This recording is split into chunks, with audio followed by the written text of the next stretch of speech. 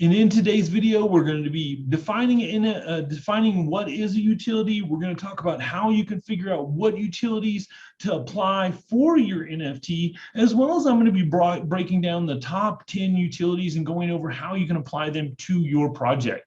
We'll see you inside today's video.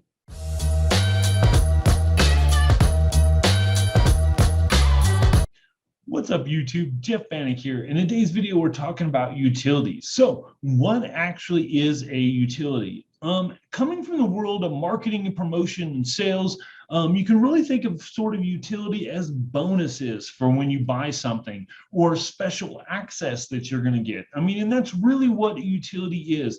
You really want to think of who is your dream customer and what do they want? I think too often when people start getting into NFTs, they think about the money aspect first and not the audience, not what they're providing value to. Remember, a NFT is really just a tracking of something bought or sold on the blockchain, on the digital ledger, and the utilities are just any bonuses or special perks or privileges that are attached to that. And really, that's what utilities are when you boil it down. One of the first things you want to think about when you're thinking about utilities is access. So often, if you're wanting to learn or you're wanting into a special area, it's like access like a membership. So it could be a membership to Discord, it could be like membership to a course area, or it could be a membership to a certain group or a certain area that other people aren't allowed to.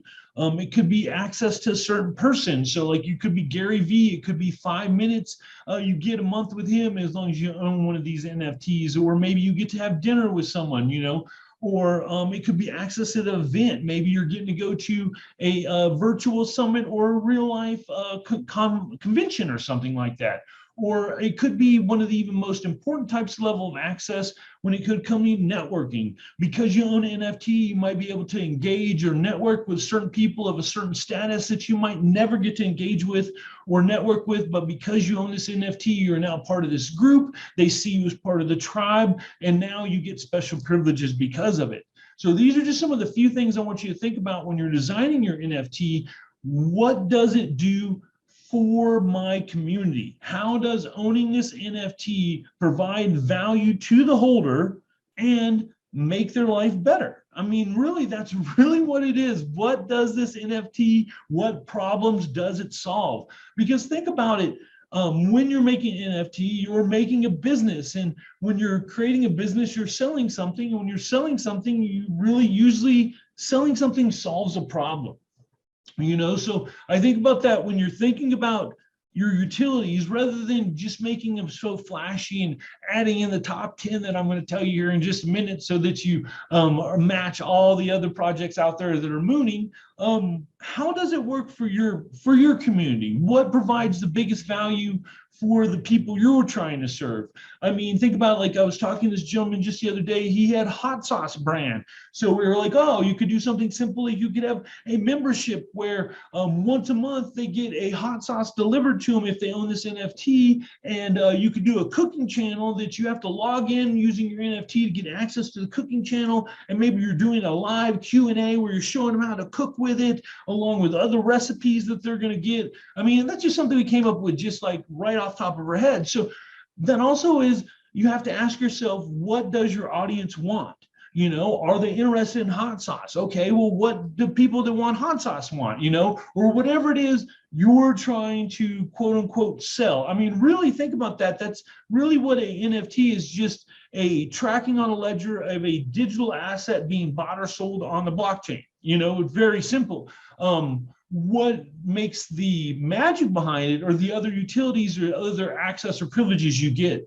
Also, realize, don't get caught up. A lot of times I think that people think that they need to have everything coded in the NFT for the utility. And quite often, a lot of times, it's just like I've said before in this video, it's just about access. So you might need to give a wallet interface in a certain area, which is easy to do with a lot of different software on that. So I don't want you to get caught up too just in the digital world. A lot of time, access could be physical items or things in the real world. And we're going to get into that in just a little bit when we jump into the top 10 utilities for NFTs in 2022. But you really want to think about that. You really want to think about your audience and how you can provide value to them and what do they want. This is one of the biggest things when people come to me and I ask them, like, well, who is your target customer? And they don't know. You need to know who your target customer is, who is your audience, who are the people that are going to stand up and say, yes, I'm an owner of this NFT, I resonate with it, you are awesome. Because if you don't know that, you need to go back to the drawing board. So with that being said, let's jump into the top 10 utilities that are going on right now in 2022 for the top projects when it comes to NFTs. So number one, the Metaverse. That's right, everybody. I know you've heard it before. The Metaverse is the biggest thing. So when you're thinking about the Metaverse, it's got a lot of good potential. A lot of great things can come from it. I'm super bullish on the Metaverse. And when you think about a Metaverse is really just a gathering or a world, like the game Fortnite. When you log into the game, you're logging into the metaverse of Fortnite. When you log into Facebook, you're sort of logging into a metaverse inside of Facebook, even though it's not as high tech as Mark Zuckerberg shows you on his videos and stuff like that. A metaverse is just like a digital world. Now they're going to get more elaborate. They're going to get more detailed, in depth. But these are the things too you want to ask yourself, first of all, when you start thinking about the metaverse. How soon are you going to be able to engage in it? What are you going to be able to do in it? How much is it going to cost? This is a big one. The cost is a big one. When I work with a lot of my customers, we're looking to launch, they have this list of stuff. And I've had a couple times where their list of stuff is like, like a couple $100,000 or even $1 million more than they're expecting to make in their launch. And I'm like, well, where's this money going to come from? So these are things you need to think about too. You're building a business, but the problem with this business is you're usually getting all your money front loaded. So you have to make sure that you're going to be able to use your money in the long term for the next 2-3 years as your project, goes on. So think about that as you plan each of these utilities out. Make sure that you have money allotted to be able to pay and take care of each stage. The next thing, after you get done with the metaverses have great potential. Just do your research before you start planning and promising a metaverse, because first of all, it's a hype buzzword right now. Everybody's talking about it, but if you don't know how you're going to deliver on it, it could seriously hurt your project, especially if no one in your project has ever done anything in the metaverse. How are you going to do that? Are you talking to an agency? Are you talking to devs? Are you talking to someone now that's already going to take care of it? You just haphazardly put it on your roadmap or utilities is going to do just disjustice to your following in your community if you're not planning out ahead. Metaverse is amazing. Make sure you plan out ahead. Number two, Whitelist and Launchpads. So these are basically a whitelist. For those that are new, there's basically 2 times a NFT is first created. It's during the whitelist. This is the special VIP list where people are guaranteed a certain number of NFTs being able to buy. We call that minting, a certain number of NFTs.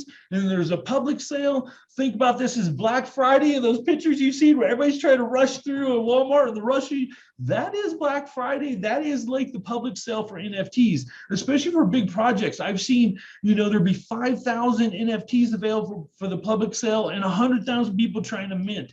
So, or make them for the people that are new to this. So think about that. Your chances of getting them are slim to none. You've got bots. You've got all this stuff you're fighting against. So that's where the whitelist comes into it, because you're like, wow, if I get on a whitelist, that means I'm going to guarantee the spot and I'm going to be able to buy at least one for sure. Positive.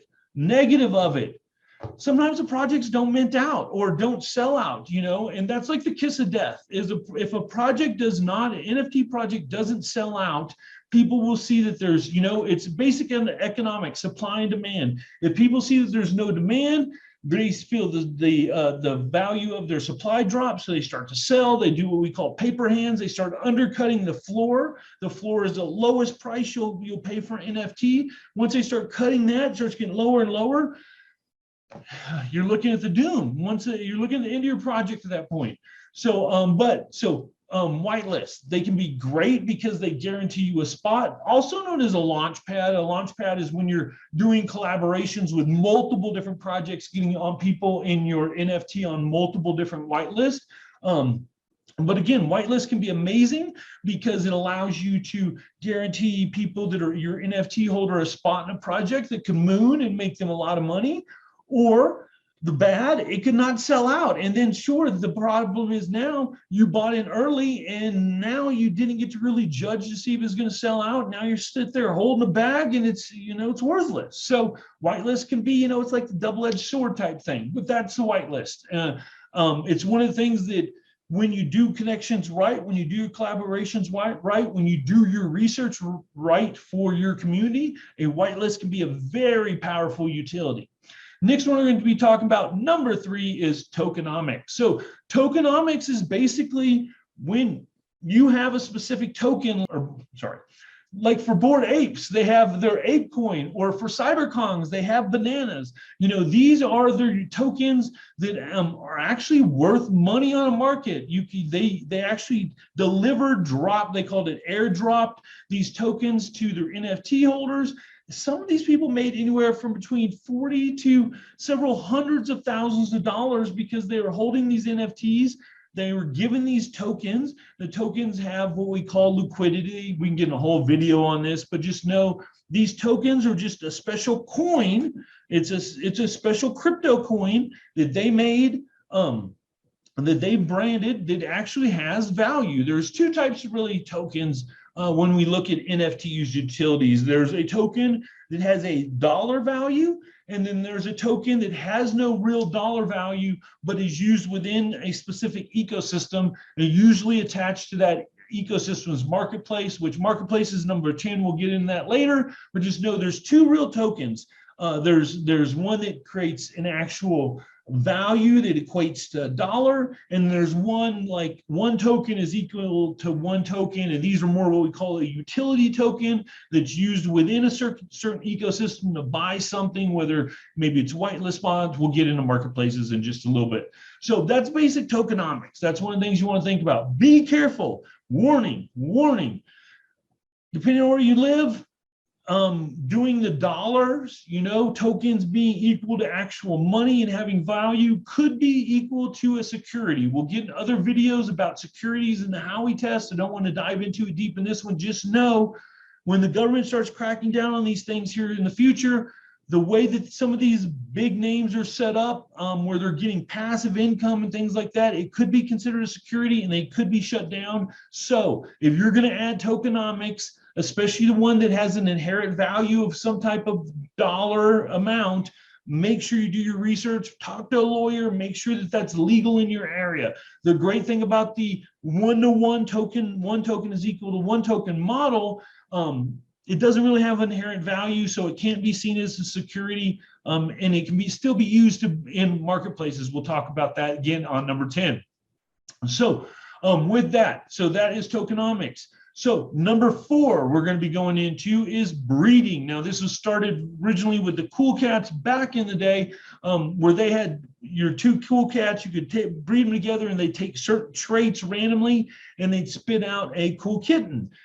That is amazing. So the cool pro about that is if your project's doing really well and you put usually these companion type animals where they'll take 2 and they'll breed them and it will cause a offspring NFT now, is amazing, especially if your project's doing well. The con of having a breeding is if your project doesn't do well, giving someone a free NFT has no real value. So you need to make sure that if you're incorporating breeding in your project, that you add some type of twist, something that's really going to drive people to want to use that breeding mechanism to be able to create that next gen or that next level NFT. Because if you don't, if you're just sort of breeding a lot has lost its it's lost its pizzazz to some degree, just because it's been played out and done so much. I mean, CryptoKitties, that was, good, I think it was like 2 years ago now. So, but that's one of the things that still is very popular and is included on a lot of utilities is breeding. And again, breeding is just taking NFT A and NFT B, they get together, whatever we want to call it, and they produce NFT C, which is usually some type of offspring that's usually a combination of NFT A's and NFT B's properties to make NFT C. So that is a real cool one. Another way they've done a sort of breeding mechanism now has been with clothing, where you'll take a pass or something like that, you'll breed it or combine it with an NFT, and it'll produce some type of clothing. Gucci done that with Bored Apes for jackets. So really cool. And Azuki had done that with their beans, where now their beans are actually inside the actual NFT. That's sort of like almost like a breeding mechanism. Think about just combining two NFTs to produce a third more rare NFT when done right. And again, you do something like Azuki where you're making it, or something like that where you're putting two things together and you're getting this cool different type of thing out of it. You know what I mean? Not just, oh, we're making a spawn of whatever the animal types are or something. Need to be, NFTs are still so new. You need to add your twist to each one of these that we're going over. So on to next one. Next one we're talking about is number 5. That is gaming. Okay, so I have so many people come to me and tell me we're going to launch an NFT and we're going over all the different utilities, and they're like, and we're going to launch a play to earn game. And I'm a gamer. I love gaming. I think it's the most amazing thing ever. I've been gaming for my entire life, but the problem is, as cool as it sounds, you have to ask yourself, how much is it going to cost? First of all, do you have any devs on your team that have ever made a game before? Do you know anybody that's made a game? Have you ever tried to make a game? As much as adding a game to your NFT and adding that utility can be super cool, and oh my gosh, I want you to be the first one to do it, you have to ask yourself those questions that I said. You know, it's not as easy as just sitting around and you know, having a couple beers or something. All of a sudden we're making a game and it's great and everyone wants to play it, because realize making a game is not hard. You can make a game, but making a game that's people like to play is hard. Making a game that people like to play that's play to earn is super hard, because you have this token mechanics where the problem with play to earn games, and again, if you're going to create a game, fix this problem for me, but the problem with play to earn games right now, people don't play them for fun, they play them to make money. And when you play to make money, you put in your original investment, and then after that, your plan is to take from the system. So you put in your initial investment and then take. That's why your play to earning is playing to make money. The problem is, if you don't have more people putting that initial investment in that are taking out, the token crashes and the game goes to crap. And that's what happens so often with these games, these play to earn games that you've heard about. So you need to figure out some deflationary type mechanic in there. I'm not a tokenomics master or anything like that, but if you're going to do a game, these are all the things you need to think about before you add it to your utility and your roadmap.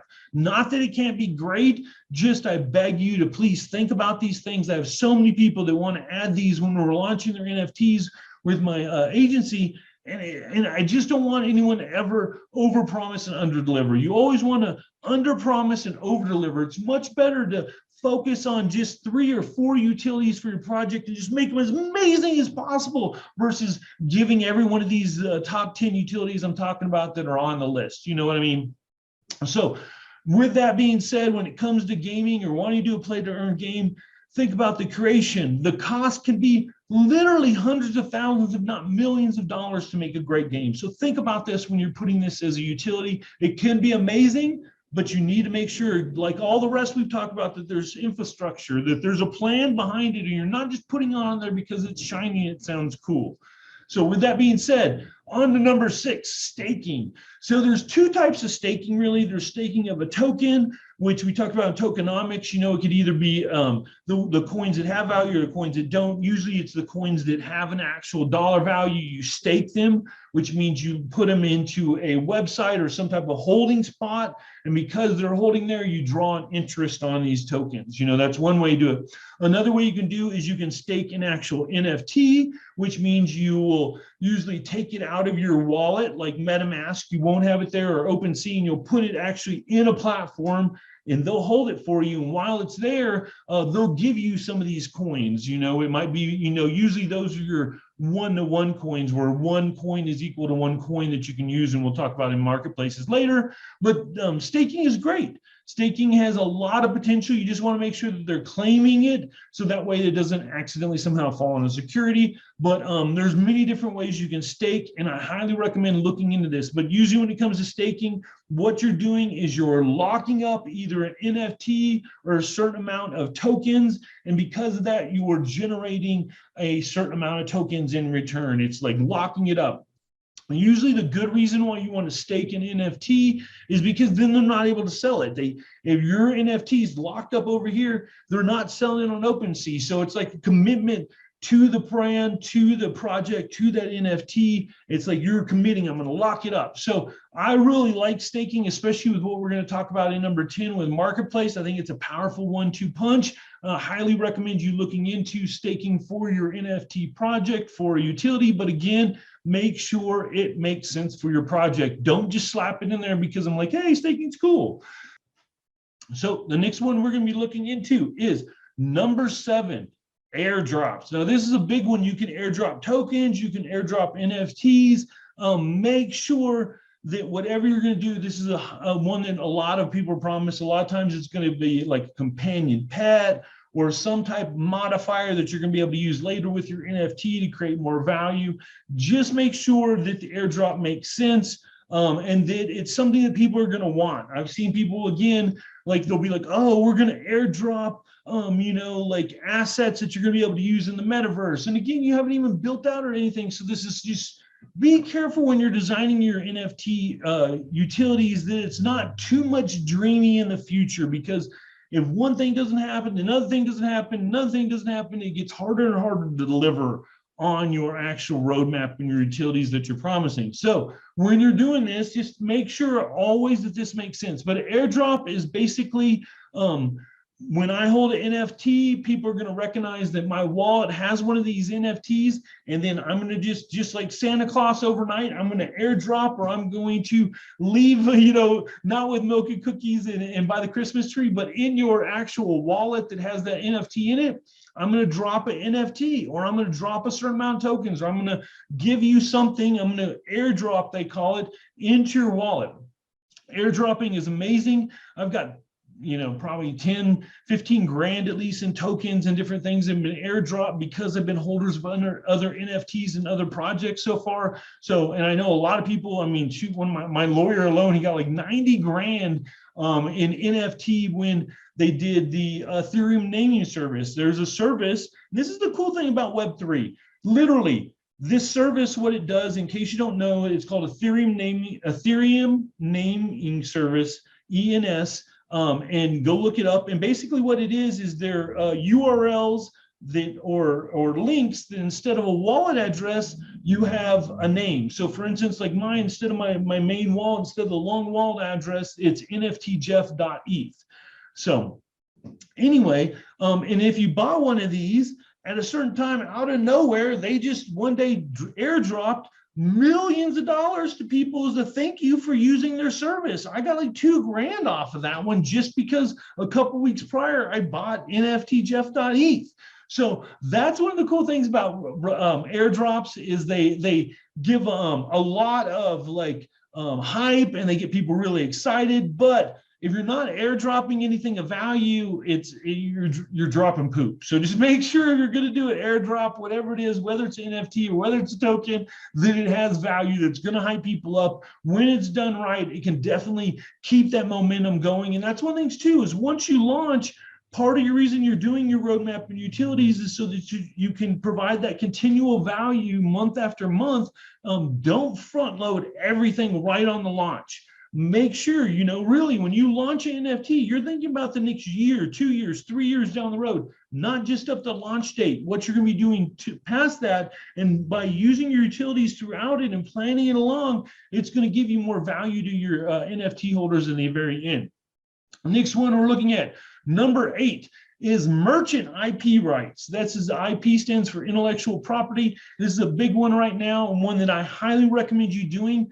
And it's up to you though, but I would definitely, this is something we do at every project, is you actually get the intellectual property or IP rights of the NFT, which means the image you can create a brand around, you can sell it, you can monetize it, whatever you want to do without like super modifying it, well, it's up to you. You can decide what stipulations or whatever you want to have on there. But basically, you're telling the holder, hey, you can take that picture, you can put on a shirt, you can put on a mug, you can like create a restaurant like the Bored Ape. They just opened one in LA called like, I don't know, it's like Bored and Hungry or something like that. But it's a burger joint. They're mutant apes and their Bored Apes are all throughout it. And that's the thing, like Cool Cats have done it. There's a lot of great brands when people are really identifying with that avatar, with that NFT, and they see themselves in it and they're like, that's cool. They want to wear swag. They want to get that brand out to the world. And what better way to help your brand grow, your NFT grow, than having the holders do it for you, man? That's one of the coolest things. One of the things we're doing with some of our projects, we're actually doing random drawings where once a month or once a quarter, depending on how often we're doing it and the different logistics involved, we're going to do random drawing, and we're going to provide all the merch. We're going to provide the store. We're going to do everything. We're going to do all the promotions. And then we do a 50-50 rev share with the holder, whoever NFTs we pick. So that's one of the things we do. There's all different things you can do. And this is just a common one that I highly recommend you do. I think that it's a very good practice to give the ownership to the actual holder. That's one of the reasons people want to buy NFTs, is they want to they want to own part of the brand, and NFTs allow them to do that. So, all right, so the next one we're going to be going on to is number 9. We're almost done, ladies and gentlemen. This is DAO, or a decentralized autonomous organization. Now, there's really 2 types of DAOs out there. There's the original concept of a DAO, which is sort of like a, like a program or if-then statement. So if this happens, then this will happen. So for instance, if it's a DAO and they're using a certain amount of money, so when a certain amount of NFTs is sold and it gets to 10,000, they're going to take this 10,000 and automatically buy this.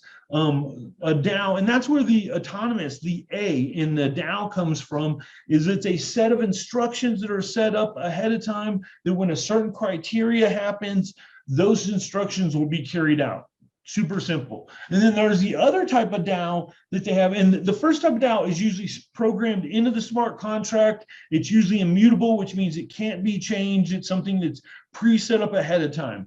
Where the other type of DAO is like a vote-driven DAO, which is usually driven by the holders of the NFT, which means and it can be structured however the creators of the NFT decide. Some people decide if you have a different rarity, you get more of a vote. If you have more NFTs, you might get more of a vote. But the second type of DAO is basically people put up a proposal, hey, we want to do X, Y, or Z. And again, this is the cool thing. You can structure this however you want, but it's basically we want to do whatever the proposal is, and then it goes out to the NFT holders. They then vote, and then it passes or it doesn't pass on the simplest level. So that type of DAO is basically a vote structured DAO where somebody will put up some type of a proposal and they'll vote if it doesn't pass or pass. And again, access is granted to the holders. And then the other type of DAO is an actual autonomous written in contract DAO that's set to hold ahead of time, where if a certain criteria is usually met, a certain type of action is then carried out. Super easy. DAOs are great, but again, just like any of these, make sure that it makes sense in your specific project.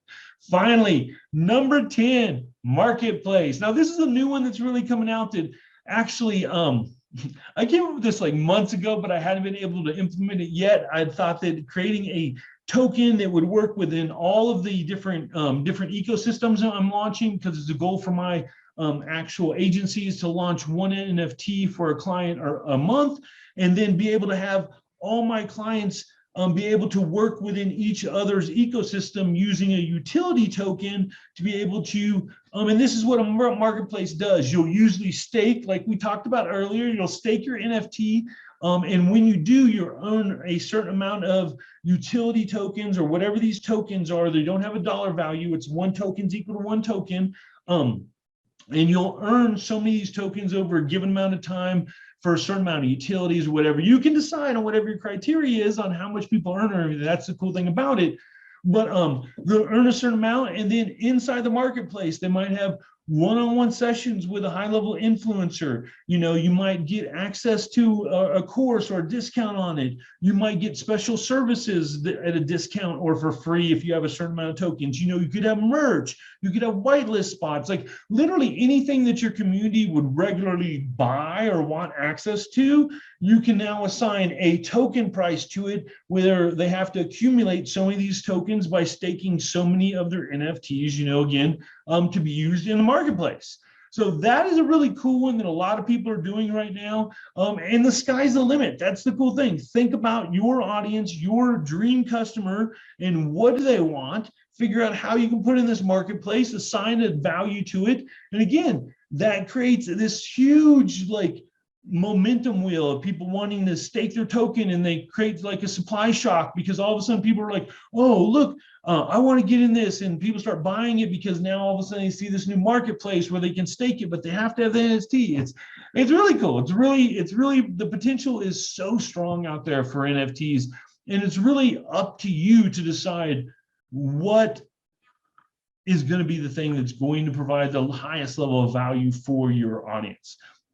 And these are the top 10 most common NFT utilities that are out there right now. Hopefully this provided value for you and now gives you a little more insight into what everyone's doing out there, some of the successful utilities and how you can apply them to your project.